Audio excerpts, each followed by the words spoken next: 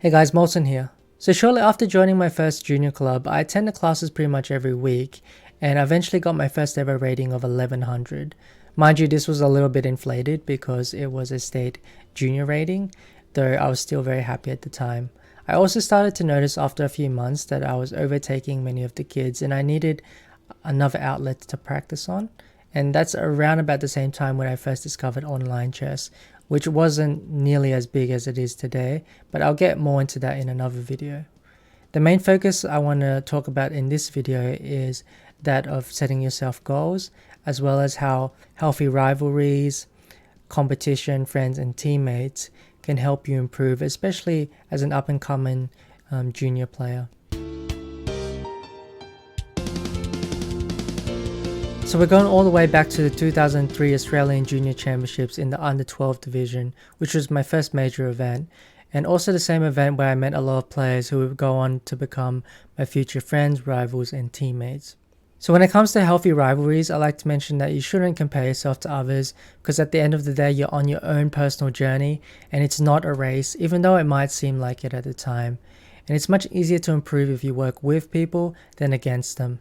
Instead, what I did was use it as a motivational tool or a goal to head towards, and that's totally fine, and I think that's exactly what you should do as well. So I'm going to go through two games, one in this video and one in the next, from the following tournament. The first one is against Max, who would go on to become one of my future teammates in several Olympiads. He opted for a Sveshnikov Sicilian, very rare for under 12s. And here I had prepared a line, not specifically for this game, but in general before the tournament. I was going to play the move knight to d5 if anyone had played this. The idea being that after knight takes, pawn takes. I wanted my opponents to play the move knight to e7, and here I had a little trap after the move pawn to c4. If black played the move pawn to g6, I would play queen to a4, threatening discovered checks all over the place, and if bishop to d7, then I would have a very nice checkmate here with knight to d6 smothered. And the same goes for the move a6 on move 9. I would also play the move queen to a4 here with the same idea, since the pin means he can't take the knight without dropping the rook in the corner. Instead, Max played the move knight to b8, obviously knowing of the idea.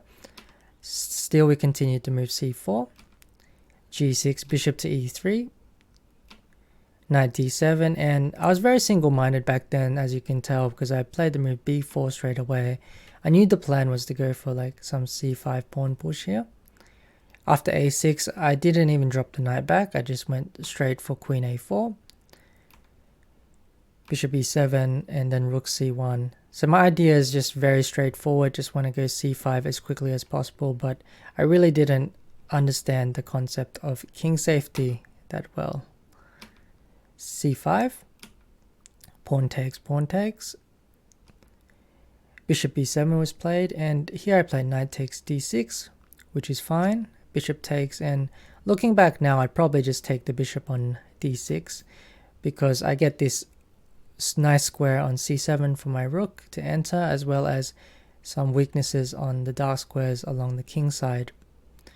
So white should be very happy here. Instead, I opted for the move pawn to c6, going for some tricks, which is totally fine as well, because after captures, I win the pawn on a6.